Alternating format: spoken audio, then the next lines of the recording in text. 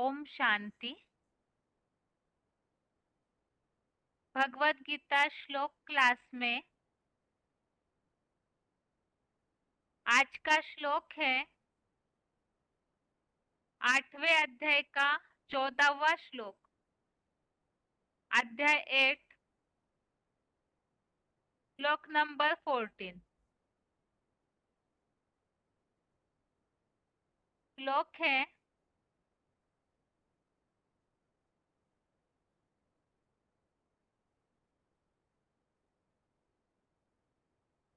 अनन्य चेतः सततम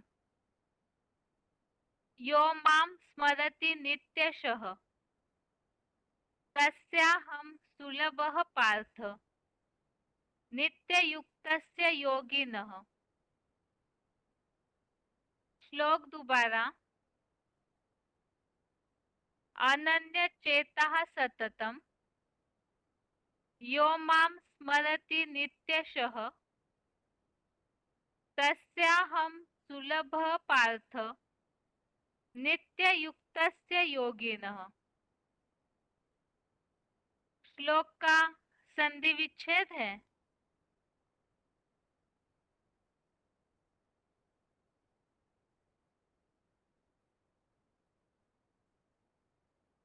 अनन्य चेतः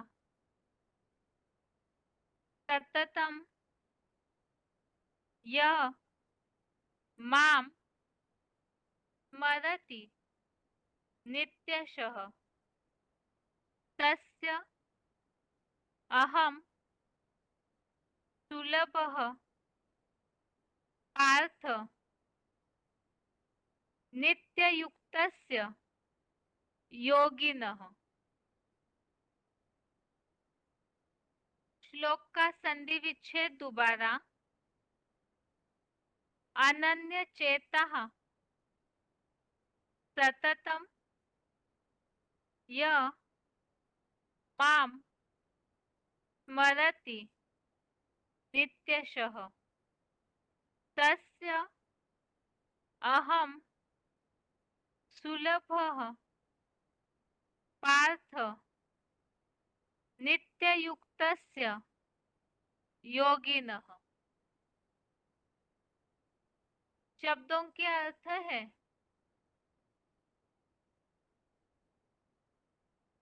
अनन्य चेतः अर्थात अव्यभिचारी चित्त से, यह अर्थात जो, माम अर्थात मुझको,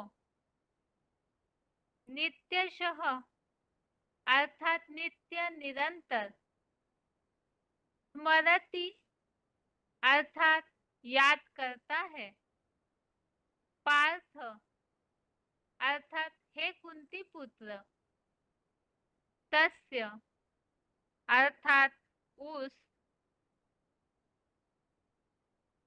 नित्ययुक्तस्य अर्थात नित्य नियम पूर्वक लगनशील, योगिनः अर्थात योगी को, अहम अर्थात मैं, सुलभः अर्थात सुखपूर्वक मिलता हूँ।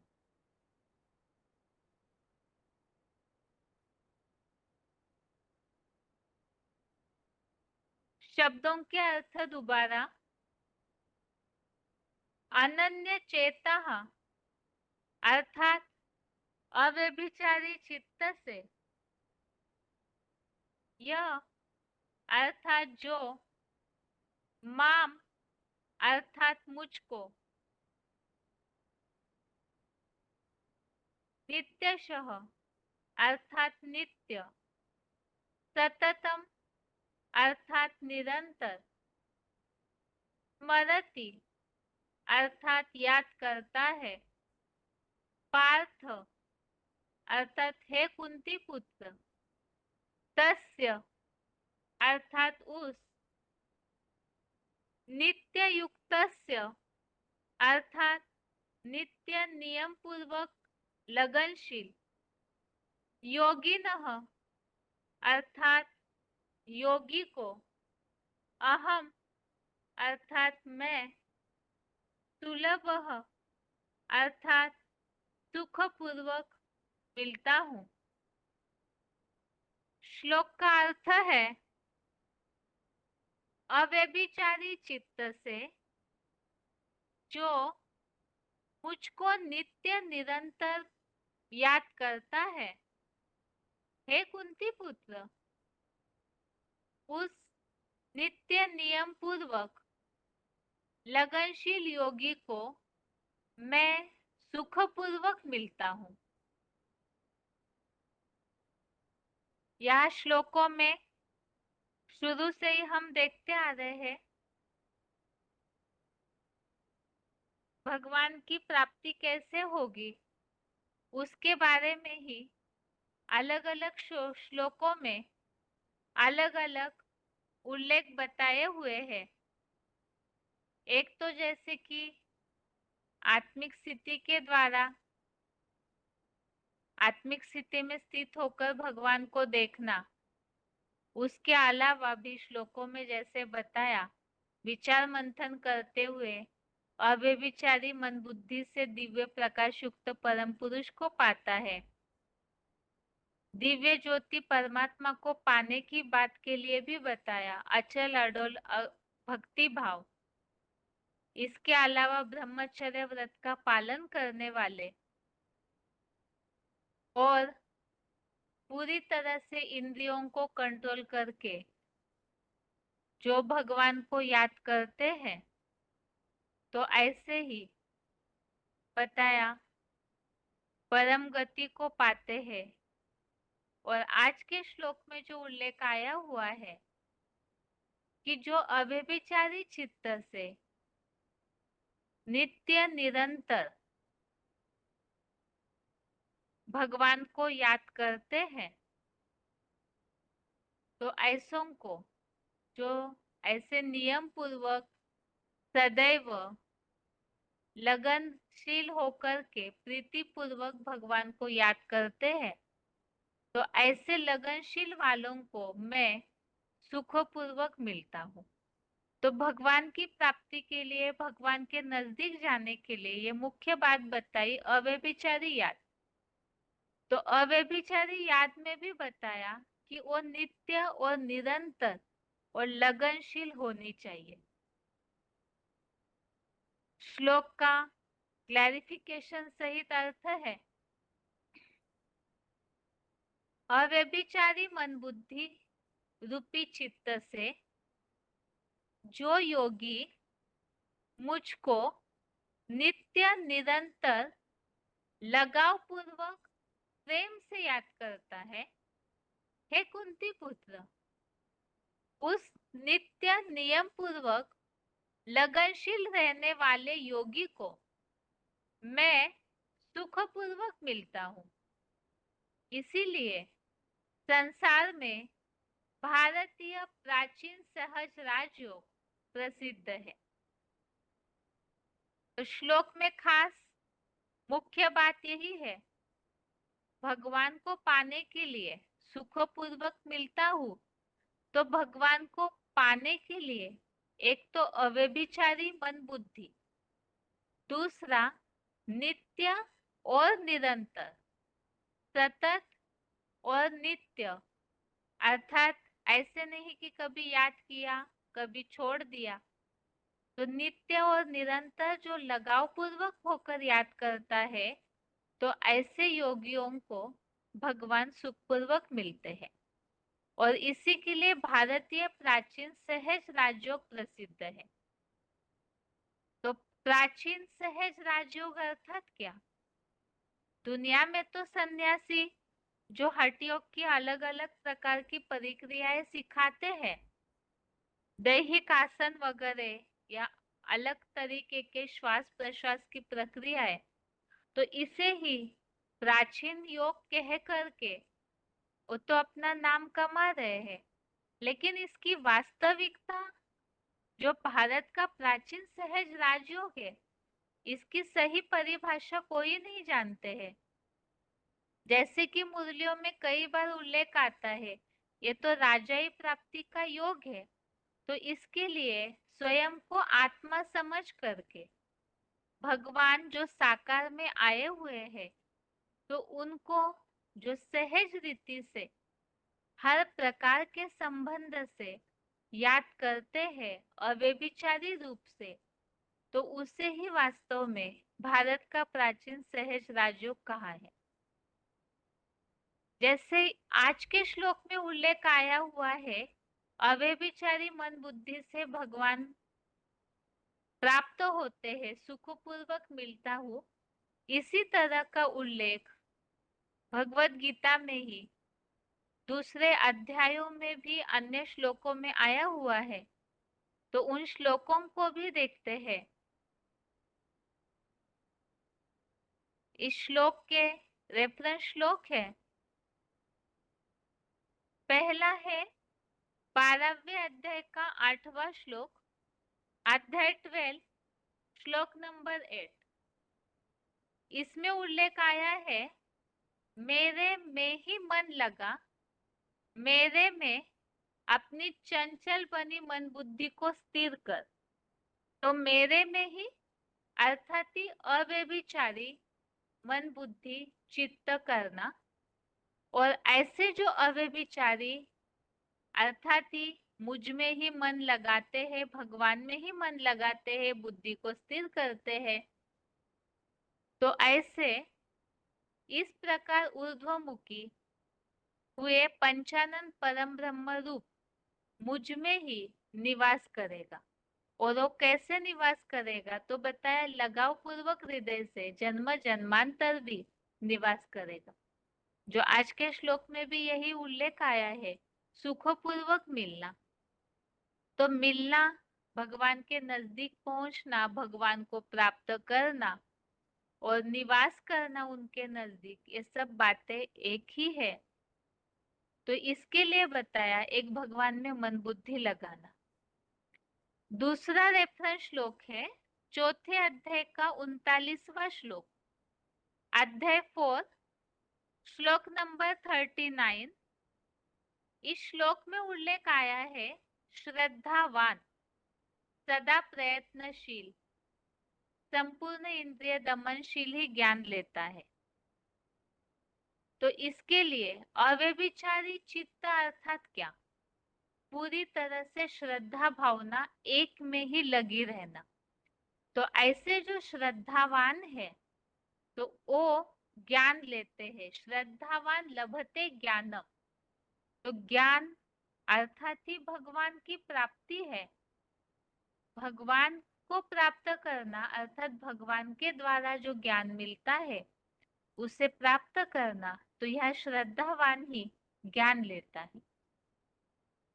अगला रेफरेंस श्लोक है 9वें अध्याय का 34वां श्लोक, अध्याय 9 श्लोक नंबर 34। इस श्लोक में उल्लेख आया है, मेरे में ही मन लगा, मेरी यज्ञ सेवा कर, मेरा भक्त बन जा, मुझ शिव बाबा को श्रद्धा से झुक जा। तो यहाँ ये सारी भी जो भी बातें हैं वो अव्यभिचारी तरीका बताया है। एक भगवान में मन लगा, उन्हीं की यज्ञ सेवा कर, उन्हीं का भक्त बनना। तो ऐसे जो अव्यभिचारी मन बुद्धि से आत्मा का लगाव लगाते हैं, तो उसके लिए बताया, मुझको ही पाएगा अर्थात ऐसे भगवान को ही प्राप्त करते हैं। और इसमें तो जैसे क्लैरिफिकेशन वाले अर्थ में उल्लेख आया है, राजयोग द्वारा राजाई भाव को पाएगा। तो इसके पहले के श्लोकों में भी हमने इस तरह के उल्लेख देखे हैं। भगवान को प्राप्त करना अर्थात जो भगवान का लक्ष्य देते हैं उसे प्राप्त करना, ज्ञान प्राप्त करना, भगवान के नजदीक जाना या जन्म जन्मांतर भगवान का साथ प्राप्त करना। आगे का रेफरेंस श्लोक है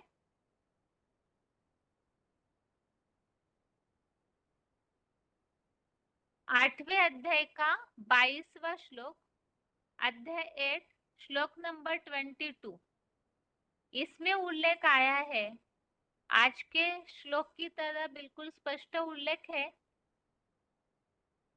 परमात्मा तो अव्यभिचारी भावना की याद द्वारा प्राप्य है। अर्थात भगवान तो अव्यभिचारी भावना की याद, जो आज के श्लोक में उल्लेख आया है, अव्यभिचारी मन बुद्धि से, अव्यभिचारी चित्त से जो याद करते हैं, तो वो उनको मैं सुखपूर्वक मिलता हूँ। तो यही उल्लेख इस श्लोक में है। और 14वें अध्याय का 26वां श्लोक, अध्याय 14 श्लोक नंबर 26, इसमें उल्लेख आया है, जो मुझकी रुद्र ज्ञान यज्ञ पिता शिव बाबा की मामेकम वाली अव्यभिचारी भावना से सदा योग युक्त सेवा करता है, वो इन दुस्तर गुणों को श्रीमत से सहज संपूर्ण पार करके परम ब्रह्म के लिए योग्य है। तो यहाँ परम ब्रह्म अर्थात परम पिता जिस साकार तन के द्वारा पाठ बजाते हैं, निराकार को तो प्राप्त करने की बात नहीं, बल्कि वो जिस साकार तन द्वारा पाठ बजाते हैं, तो उनको प्राप्त करना। तो इसी बात का उल्लेख हमने अलग अलग तरीके से देखा है। नजदीक जाना, सुखपूर्वक मिलना, जो आज के श्लोक में उल्लेख आया हुआ है। इस तरह से ये आज के श्लोक संबंधित 53 श्लोक है। और श्लोक का सार यही है, अव्यभिचारी मन बुद्धि से जो याद करते हैं, नित्य नियम पूर्वक लगनशील पूरे प्यार से लगाव पूर्वक, तो उन्हें ही भगवान सुख पूर्वक प्राप्त होते हैं। ये तो श्लोक का सार हुआ। श्लोक को अच्छी तरह से समझने के लिए वीसीडीज में स्पष्टीकरण कई मूल्यों में दिया हुआ है, उन पॉइंट्स को सुनते हैं। लेकिन उसके पहले श्लोक का उच्चारण। अनन्यचेता सततं यो मां स्मरति नित्यशः तस्याहं सुलभ पार्थ नित्ययुक्तस्य योगिनः। अव्यभिचारी मन बुद्धि रूपी चित्त से जो योगी मुझको नित्य निरंतर लगाव पूर्वक प्रेम से याद करता है, हे कुंती पुत्र, उस नित्य नियम पूर्वक लगनशील रहने वाले योगी को मैं सुखपूर्वक मिलता हूँ। इसीलिए संसार में भारतीय प्राचीन सहज राजयोग प्रसिद्ध है।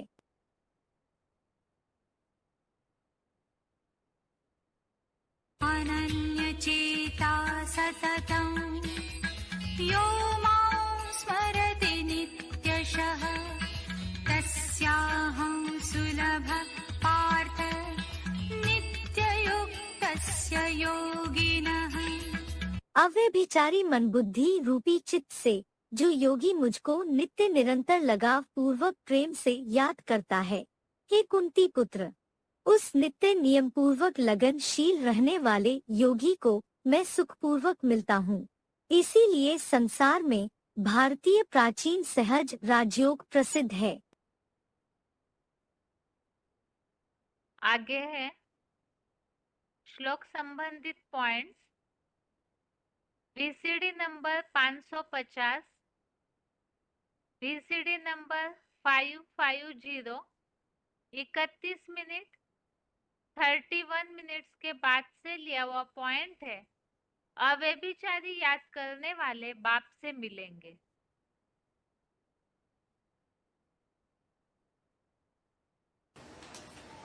अभी हम आत्माएं जाती है,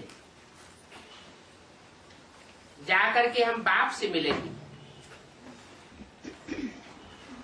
बाप से मिलेंगी। अभी हमें बाप मिला नहीं है? बाप से मिलेंगी या बाप मिल गया है? मिल गया, फिर क्यों कहा अभी हम बाप से जाकर मिलेंगे? हाँ, मिलना अर्थात एक हो जाना। जैसा बाप निराकारी निर्विकारी निरहंकारी है, ऐसे हम आत्माएं भी निराकारी स्टेज को धारण कर लें। ये दीन दुनिया याद ना आए, पुरानी दुनिया, पुरानी देह के संबंध, देह के पदार्थ कुछ भी याद ना आए। बाप को याद आते हैं का? बाप तो सदाशिव है, उसको कोई पुरुषार्थ करने की भी दरकार नहीं है। लेकिन हम पुरुषार्थ करते हैं कैसी स्टेज पाने का? बाप समान स्टेज पाने का। बाप समान स्टेज पाना माना बाप के पास पहुंचना। तो बुद्धि में है कि हम आत्मा बाप से जाकर जरूर मिलेंगी, सो भी तब होगा जब एक बाप को याद करेंगे। क्या 500-700 करोड़ मनुष्य आत्माओं को याद करेंगे तो बाप के नजदीक नहीं पहुंचेंगे। बाप को याद करेंगे और किसी को याद नहीं करेंगे तो बाप के नजदीक पहुंचेंगे। और कोई को याद करेंगे तो औरों की याद की स्मृति आती रहेगी, प्रैक्टिस पक्की होती रहेगी। देहधारियों की याद की प्रैक्टिस पक्की होती रहेगी। फिर दूर जावेंगे या नजदीक आवेंगे, फिर तो और ही दूर चले जावेंगे। फिर सजा भी खानी पड़ेगी।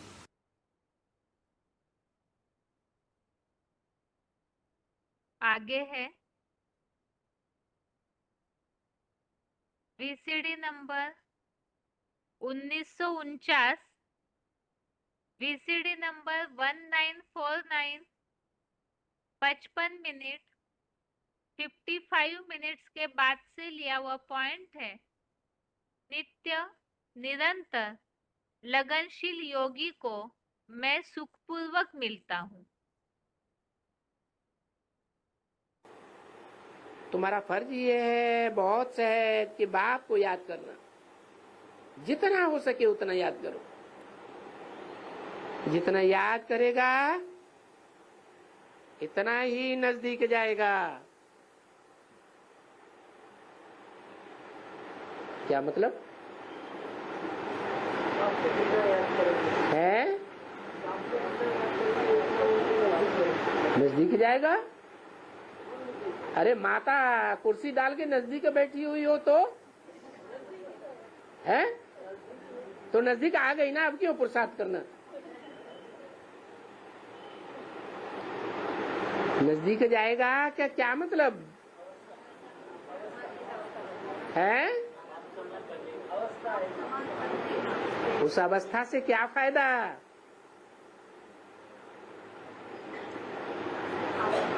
है?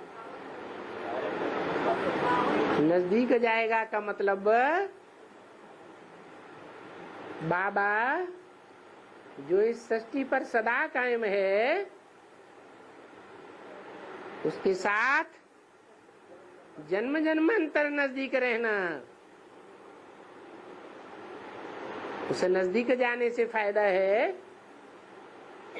या सिर्फ परम धाम में बैठ करके रहने से फायदा है? हाँ, ये जरूर है जो परम धाम में नजदीक सीट लेंगे, ये कुर्सी की दौड़ है ना, वो बाप के नजदीक भी जन्म जन्मांतर आएंगे।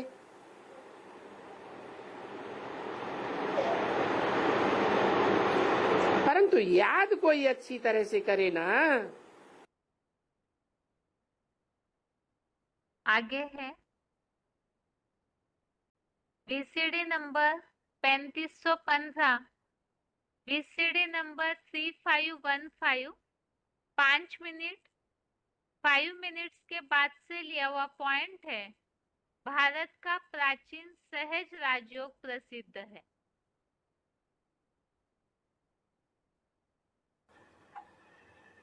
और तुम बैठ करके जाप करो मैं आत्मा। एकदम पक्का निश्चय कर दियो कि आत्मा तो है ही बाप का, परमात्मा बाप का बच्चा। शिव बाप का बच्चा। तो बाप को तो याद करने से पाप कर्म विनाश होते जाएंगे ना। अब ये है तो बड़ी सहज बात, इसलिए गाया ही जाता है सहज याद सहज योग। और भारत का प्राचीन सहज राजयोग तो बहुत मशहूर है।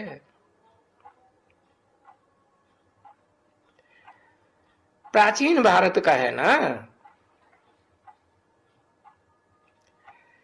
प्राचीन भगवान का है।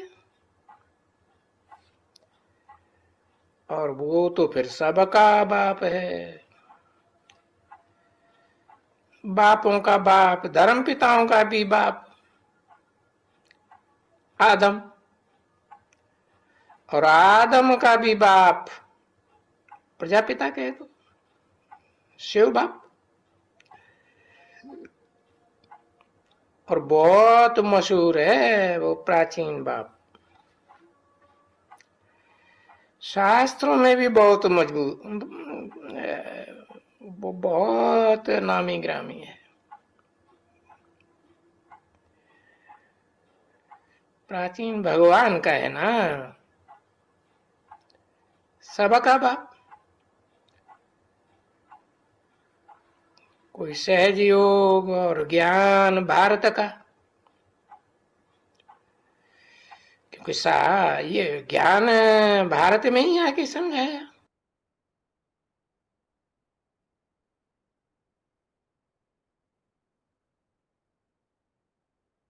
आगे है BCD number 1057, BCD number 1057 20 minute 20 minutes के बाद से लिया हुआ पॉइंट है, इसलिए भारत का प्राचीन सहज राजयोग प्रसिद्ध है।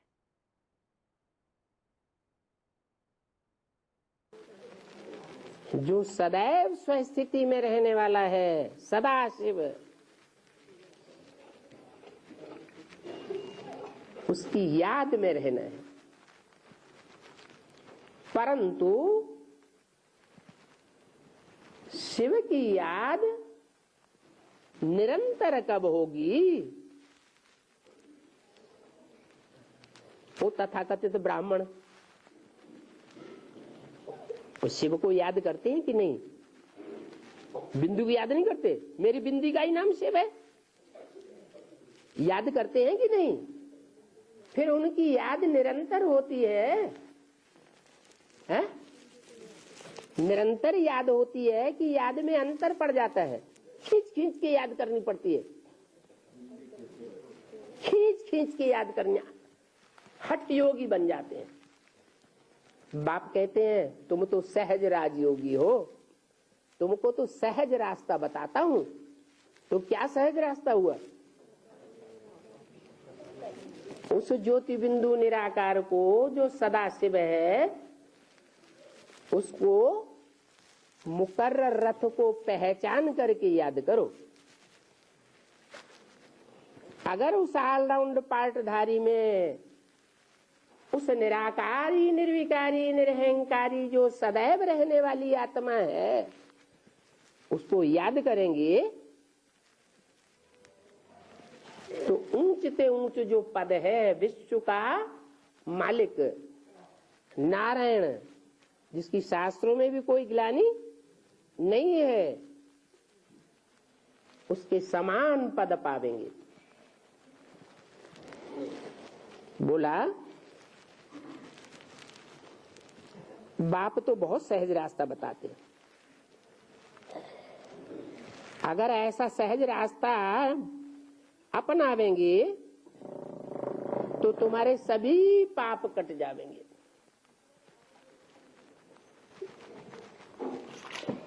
क्या?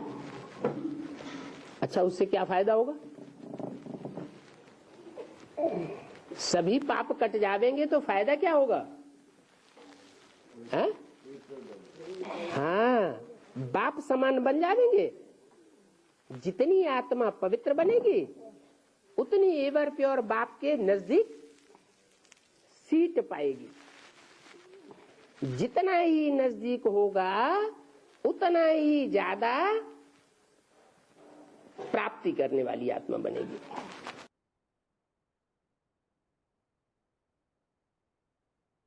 इस तरह से ये श्लोक संबंधित पॉइंट्स है और अभी आगे है श्लोकों की रिवीजन।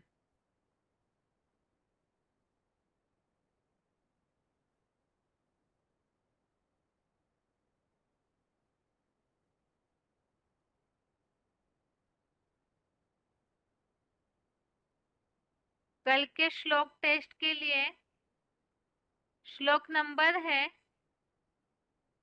5वें अध्याय का 10वें से 13वें श्लोक तक, अध्याय 5 श्लोक नंबर 10 से 13 तक और 8वें अध्याय का 14वां श्लोक, अध्याय 8 श्लोक नंबर 14।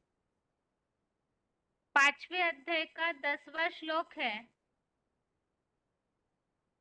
ब्रह्मण्याध्याय कर्माणि संगम त्यक्त्वा करोति यः लिप्यते न स पापेन पद्मपत्र मिवाम्भसा। अर्थात जो एकमात्र परम ब्रह्म आश्रयी आसक्ति त्याग कर कर्म करता है वह मलिन पानी से कमल पत्र की तरह पाप से लिप्त नहीं होता। 5वें अध्याय में जहां हम श्लोकों को समझ रहे थे कर्म संन्यास योगी के बारे में, जो ज्ञानी सांख्य योग और कर्म योग दोनों में से एक में जो स्थिर होता है, तो ऐसों के लक्षणों के बारे में इन श्लोकों में उल्लेख चल रहा है, जिसमें इसके पहले के श्लोकों में हमने जैसे देखा कि जो आत्म ज्योति में स्थिर योगी है वो अकर्ता है, और ऐसा योगी जो योग युक्त हुआ है, जो कि कर्मों में न आसक्त होता है न बंधायमान होता है, ऐसे योगियों के लक्षण इस श्लोक में बताए कि जो परम ब्रह्म का आश्रय अर्थात जो ऐसा योग युक्त हुआ है पूरी तरह से एक में, तो वह आसक्ति त्याग कर कर्म करता है। जिन्होंने अपने जीवन में आसक्ति को त्याग कर, जो इसके पहले के श्लोकों में भी उल्लेख आया है, कर्म फल को त्यागना, तो ऐसे आसक्ति को त्याग कर कर्म करता है तो वो जैसे कमल पत्र है, कमल का फूल है, उस पर कीचड़ का लेप नहीं लगता है कीचड़ में रहने पर भी, तो इसी तरह से आसक्ति त्याग कर कर्म करने वाले पर पाप से वो लिप्त नहीं होता। पाप अर्थात ही कीचड़, तो ऐसे पाप से वो लिप्त नहीं होता, कमल की तरह न्यारा और प्यारा रहता है। इसी संबंधित 10वें श्लोक संबंधित रेफरेंस श्लोक देखे थे। एक तो चौथे अध्याय का 21वां श्लोक, अध्याय 4 श्लोक नंबर 21। इसमें उल्लेख आया हुआ है शारीरिक कर्म करता हुआ पाप को नहीं पाता। तो ऐसे शारीरिक कर्म करते हुए भी पाप को न पाने के लिए कौन सी धारणाएं होनी चाहिए, वो बताई है सांसारिक आशा रहित, मन बुद्धि रूप चित्त का वश करता और सब प्रकार के स्वामित्व का त्यागी। जो आज के इस 10वें श्लोक में उल्लेख है आसक्ति को त्याग कर, तो सब प्रकार के स्वामित्व का त्यागी, तो कर्म करते हुए भी पाप को नहीं पाता। इसी तरह 18वें अध्याय का 47वां श्लोक, अध्याय 18 श्लोक नंबर 47, इसमें उल्लेख आया हुआ है कर्म करता हुआ पाप का भागी नहीं बनता। तो किस स्थिति में पाप का भागी नहीं बनता? उसके लिए बताया आत्मधर्म सुख से पालने के कारण श्रेष्ठ है। तो जो स्वभाव से नियत किए हुए कर्मों को करता है, आत्मिक स्थिति में रह करके जो स्वभाव से नियत किए हुए कर्मों को करता है, तो वो पाप का भागी नहीं बनता। आगे है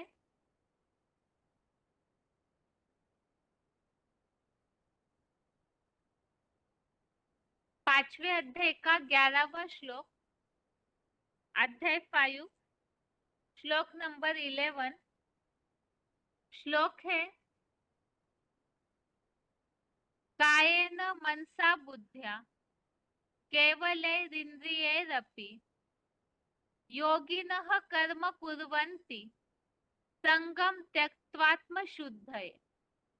अर्थात योगी जन तन मन धन से, बुद्धि द्वारा और प्रकृति द्वारा समय संबंध संपर्क से प्राप्त केवल इंद्रियों द्वारा भी आत्मा की काम क्रोधादि पंच विकारों से शुद्धि हेतु मनसा आसक्ति को त्याग कर अनुरूप आत्म ज्योति बिंदु की स्मृति में कर्म करते हैं।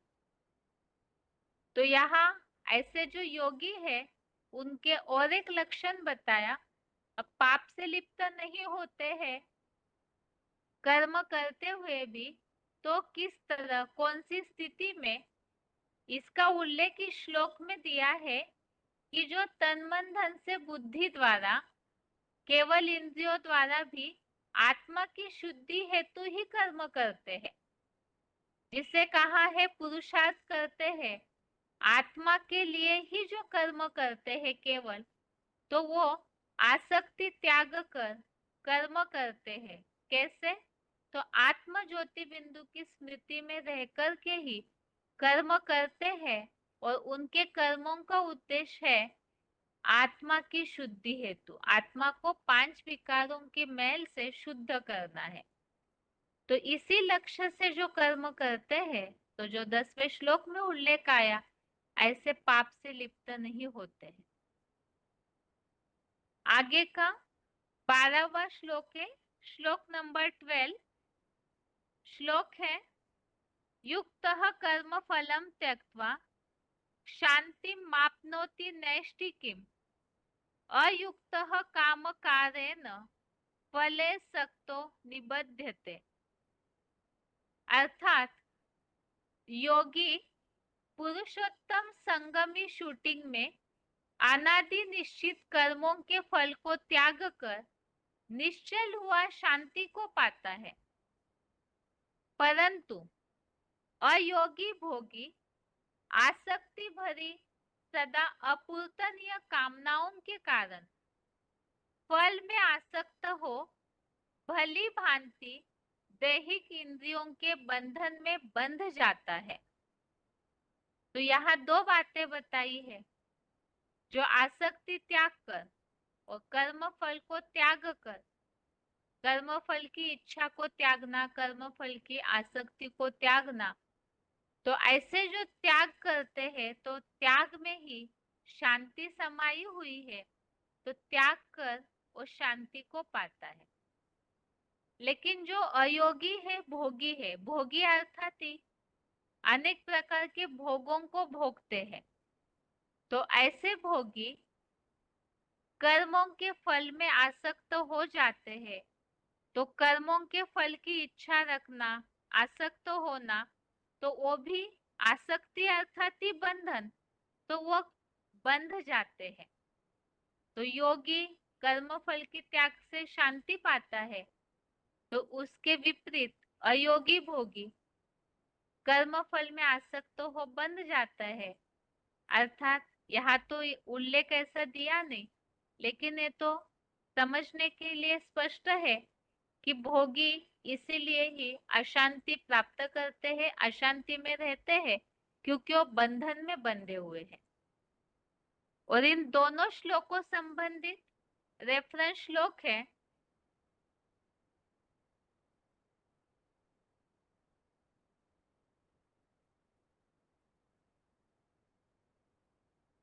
श्लोक नंबर 11 और 12, श्लोक नंबर 11, 12 इन दोनों में जो उल्लेख आया हुआ है उन संबंधित रेफरेंस श्लोक यहाँ है। एक तो यह बताया 12वें अध्याय का 12वां श्लोक, अध्याय 12 श्लोक नंबर 12, इसमें उल्लेख है कर्म फल का त्याग श्रेष्ठ है क्योंकि त्याग के बाद तुरंत ही शांति मिल जाती है। दूसरे अध्याय का 70 और 71वां श्लोक, पहले तो श्लोक नंबर 70 अध्याय 2, इसमें उल्लेख आया हुआ है जिसकी अच्छी बुरी सब इच्छाएं, यानी संकल्प विकल्पों की लहरें उस अगाध ज्ञान सागर शिव बाबा की जलमयी में समा जाती है तो शांति को पाता है, कामनाओं का इच्छुक नहीं पाता। अर्थात जिन्होंने अपनी इच्छाओं को त्याग दिया, शिव बाबा के संकल्प में समा दिया तो शांति पाते हैं, और कामनाओं की इच्छा जिन्हें है वो नहीं पाते। अध्याय 2 का श्लोक नंबर 71, इसमें उल्लेख आया हुआ है कामनाओं को यहाँ ही छोड़कर लालसा रहित ममताहीन निरंकारी भाव से आचरण करता है वह शांति प्राप्त करता है। तो यहाँ भी जो कामनाओं को छोड़ना, कामनाओं का त्याग, आसक्ति का त्याग, कामनाएं अर्थात इच्छाएं, आसक्ति, तो उन्हें छोड़ने वाला शांति को प्राप्त करता है। आगे है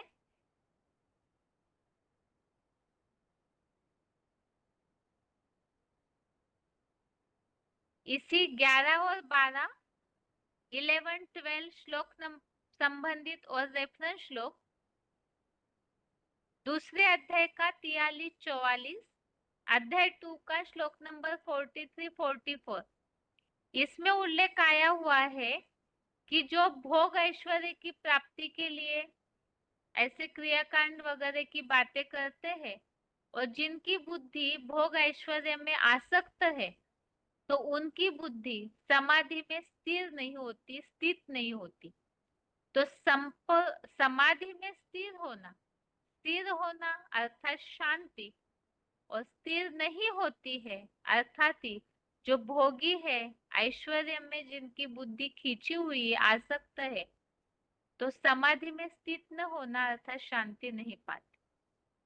और यहाँ तीसरे अध्याय का 25वां, अध्याय 3 श्लोक नंबर 25, इसमें दो बातों का उल्लेख दिया है। एक तो ज्ञानी और अज्ञानी। अज्ञानी कर्मों में आसक्त हो कर्म करते हैं, और ज्ञानी अर्थात जो योगी है, जिसके लिए हम टॉपिक ही देख रहे हैं सांख्य योगी, कर्म योगियों के लक्षण, तो यहाँ ज्ञानी जो है वो अनासक्त होकर संसार संगठन की इच्छा से कर्म करे, तो ये निशानी बताई हुई है, अनासक्त होकर कर्म करते हैं। आगे है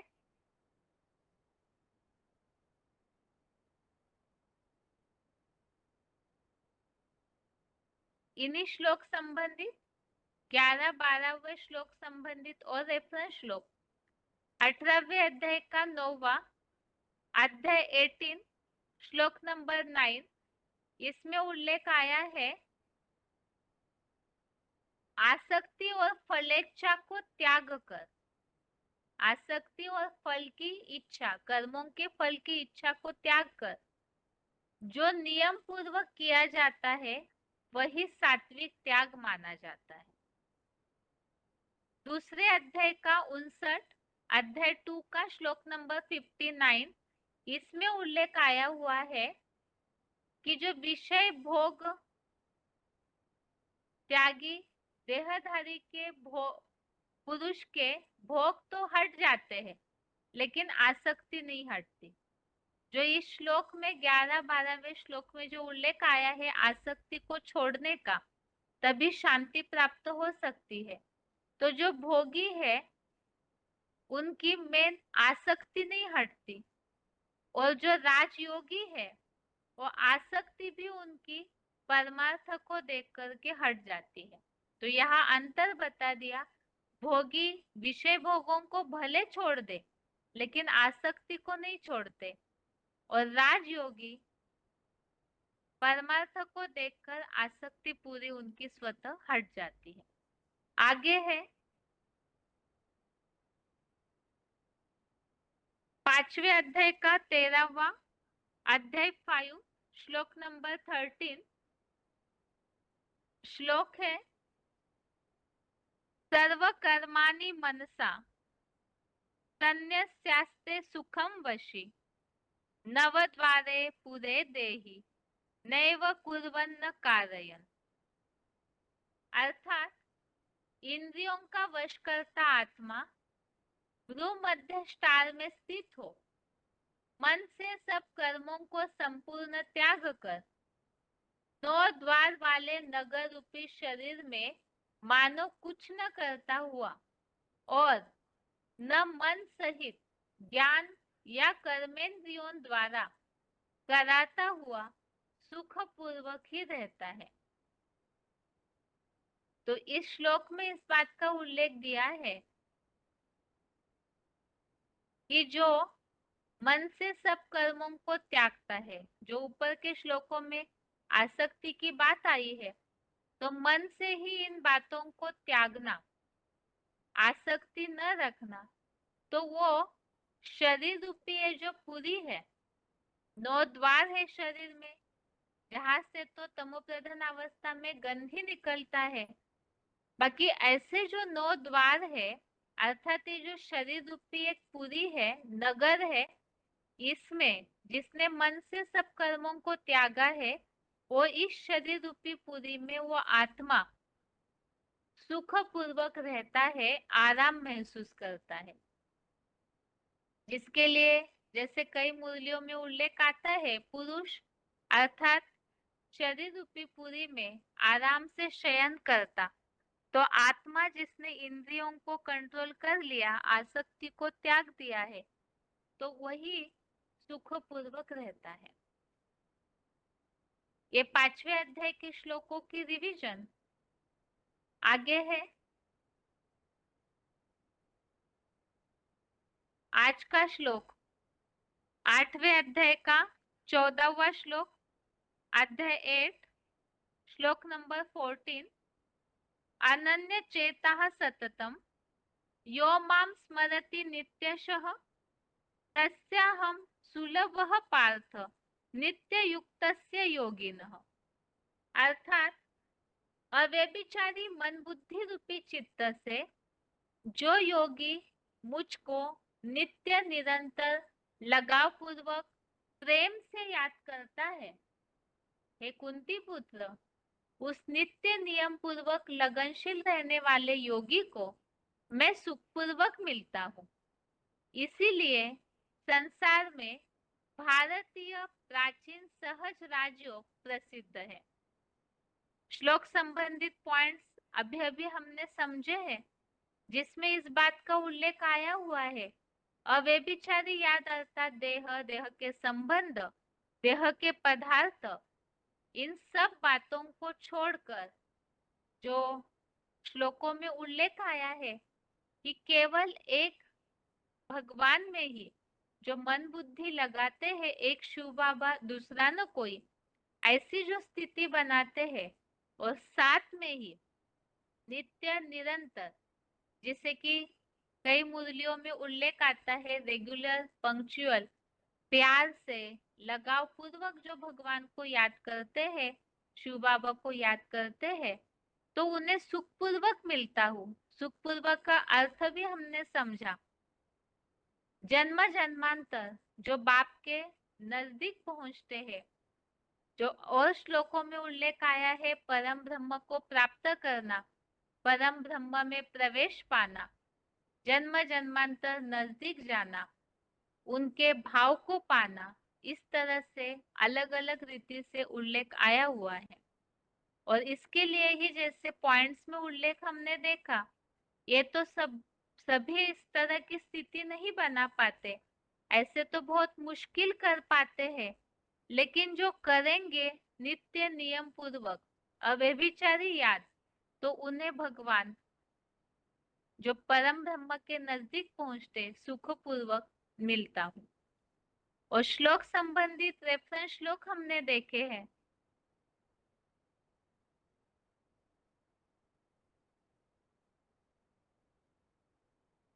इन रेफरेंस श्लोकों में अलग अलग प्रकार से वही उल्लेख आया हुआ है। एक तो 12वें अध्याय का 8वां श्लोक, अध्याय 12 का श्लोक नंबर 8, इसमें अव्यभिचारी मन बुद्धि की बात आई कि मेरे में ही मन लगा तो मुझ में ही निवास करेगा। चौथे अध्याय का 39, अध्याय 4 श्लोक नंबर 39, इसमें उल्लेख आया श्रद्धावान लभते ज्ञानम, जो श्रद्धावान है अर्थात लगाव पूर्वक अव्यभिचारी भाव से जो याद करते हैं वो ज्ञान लेता है। तो ज्ञान मिलना अर्थात भगवान को प्राप्त करना। और 9वें अध्याय का 34वां, अध्याय 9 श्लोक नंबर 34, इसमें उल्लेख आया है मेरे में मन लगा, यज्ञ सेवा कर, आत्मा का लगाव लगा तो वो मुझको ही पाएगा। आगे है